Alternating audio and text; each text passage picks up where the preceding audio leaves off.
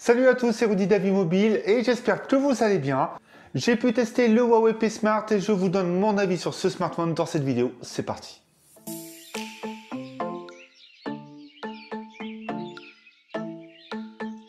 Pour expliquer ce qu'est le P Smart, cette nouvelle série chez Huawei, eh bien c'est tout simplement le smartphone ou la série qui vient remplacer le P8 Lite 2017. D'ailleurs, c'est un smartphone testé sur la chaîne et si vous souhaitez le voir, c'est par ici. Comme à l'habitude de Huawei sur ce type de gamme, eh bien on reprend le même et on recommence. Là, nous avons affaire à un smartphone milieu de gamme, plutôt bien fini et plutôt intéressant. Cela n'évolue pas trop, hormis que cette fois Huawei intègre un écran 18/9. Deuxième petite chose, face à son prédécesseur, c'est-à-dire le P8 Lite 2017, on sort le verre et le cadre en plastique et on intègre donc un dos en aluminium. D'ailleurs, ce dos en aluminium en main fait très plastique et s'abîme très rapidement, ce qui est vraiment dommage. Et comme le verre sur le P8 Lite 2017, on a cette sensation de plastique qui est bien dommage. Le module double capteur photo à l'arrière ne dépasse pas trop, c'est plutôt pas mal, mais également l'aspect bord à bord qui est assez bien travaillé puisque le lecteur d'empreinte digitale n'est pas sur l'avant, mais bien au dos, comme d'habitude, et est assez accessible. Mais on y revient tout à l'heure. Enfin bref, pour couper court, le design de ce P Smart est tout simplement un plat déjà réchauffé par Huawei avec quelques petites modifications. Comme dit pour la prise en main, eh bien c'est plutôt agréable, il est plutôt intéressant à l'utilisation puisqu'il est sous les 5,8 pouces et donc un peu plus accessible face à certains smartphones. Mais ce qui est dommage, c'est cette sensation d'absence de premium, c'est-à-dire que l'aluminium fait trop plastique, se raye facilement, s'abîme facilement et on est plus ou moins comme sur le P8 Lite 2017 où le verre également faisait vraiment plastique. En plus de ça, sur le milieu de gamme de chez Huawei ou de chez Honor, eh bien on retrouve toujours la même chose et c'est un peu dommage, il n'y a plus vraiment d'innovation. On prend le Honor 9 Lite, on met un dos en aluminium, on a le Huawei P Smart. En ce qui concerne l'écran, quelques petites specs rapidement, 5,65 pouces, IPS, Full HD+, et surtout 18/9. Il s'agit tout simplement d'un écran lumineux, puisqu'en extérieur, même avec des reflets, celui-ci est vraiment lisible, mais également bien contrasté, c'est-à-dire que le rendu couleur est très intéressant pour ce type de produit et sur cette gamme.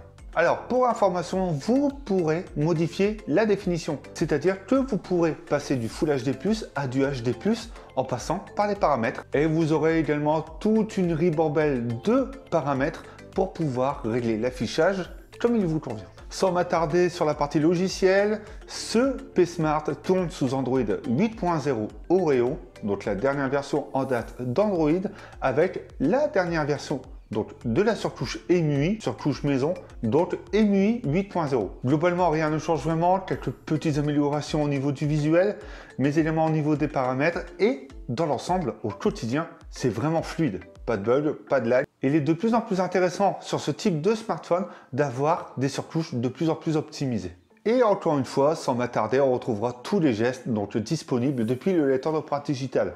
Voler des paramètres rapides ou des notifications, navigation dans la galerie photo, prendre des selfies. Au passage, eh bien ce lecteur d'empreinte digitale est vraiment rapide. Huawei sur ce point est excellent et même sur ce type de smartphone, eh bien le lecteur d'empreinte digitale reste vraiment agréable à utiliser et très rapide à déverrouiller le smartphone. Passons du côté des caméras et donc aux caméras principales, c'est-à-dire au double capteur de 13 et de 2 millions de pixels. Alors vous retrouverez toutes les options proposées par Huawei comme l'effet bokeh ou même les photos dynamiques, c'est-à-dire un peu ce que l'on retrouve avec Apple ou même Samsung sur les live photos. Grosso modo, ce capteur reste vraiment très bon en super bonne condition et en extérieur. C'est-à-dire qu'on a une bonne gestion de l'ambiance. Là où ça peut devenir compliqué, c'est sur la gestion de la luminosité ou même en contre-jour où parfois les blancs seront vraiment brûlés, ce qui est un peu dommage. Mais dans l'ensemble, c'est vraiment pas mal. On a également le piqué et le détail qui peut être parfois un peu en retrait. Et donc, on ne sent pas cette évolution face au P8 Lite 2017. Cela se fait surtout ressentir en extérieur et même en intérieur où le mode de lumière joue vraiment un rôle important sur les photos. Connectivité, eh bien, nous avons de la 4G et j'ai pu obtenir de la 4G quasiment en permanence suite à la couverture dans mon secteur, donc c'était vraiment intéressant. et Wi-Fi et même autres connectiques pour se connecter à Internet ou jouer ou autre, eh bien ce smartphone s'en tire vraiment bien. Et pour petite info, vous pourrez intégrer soit 2 nano SIM ou une nano SIM et une carte micro SD.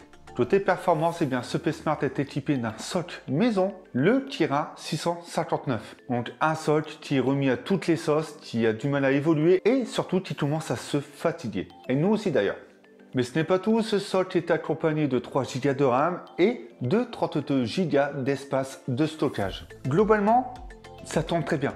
Pour un usage quotidien, c'est excellent. Quand vous commencerez vraiment à pousser ce smartphone, eh bien vous commencerez à sentir un peu ses limites. Malheureusement, Huawei le remet vraiment sur tous les smartphones où il peut le caser. Notons quand même qu'en jeu 3D, en navigation web ou en performance globale, eh bien c'est vraiment pas mal. Vous n'aurez pas de ralentissement, vous n'aurez pas de bug, mais vous aurez quand même parfois des petites chauffes très légères, mais assez régulières. Maintenant, le point le plus important de ce test, l'autonomie. Ce smartphone m'a permis de tenir la journée assez facilement. C'est-à-dire que la batterie de 3000 mAh intégrée vous permettra de pouvoir faire une journée, voire une journée et demie si vous n'êtes pas trop gourmand. Le temps moyen d'écran allumé lors de ma période de test était entre 4 et 5 heures, du grand max, dans les meilleurs jours. C'est vraiment pas mal, à savoir également que cette autonomie dépendra aussi de votre usage. Notez aussi que la gestion de la veille est intéressante. L'optimisation derrière permet justement à ce smartphone de pouvoir s'auto-gérer.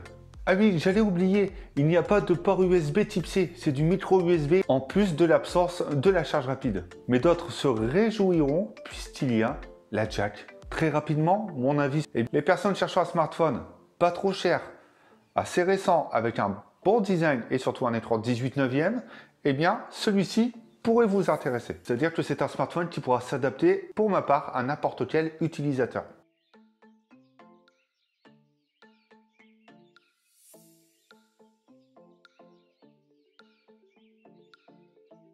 Huawei propose encore une fois un smartphone pas trop cher et qui peut s'adresser à un large public, mais également avec des améliorations face à son prédécesseur, le P8 Lite 2017. Si tu as aimé cette vidéo ou même le contenu de cette chaîne, eh bien tu peux tout simplement mettre un petit pouce bleu ou t'abonner. Tu peux également donner ton avis sur les autres produits, donc smartphones et accessoires testés sur la chaîne Avis Mobile, mais également sur avimobile.fr. Et nous, eh bien, on se retrouve bientôt pour d'autres vidéos.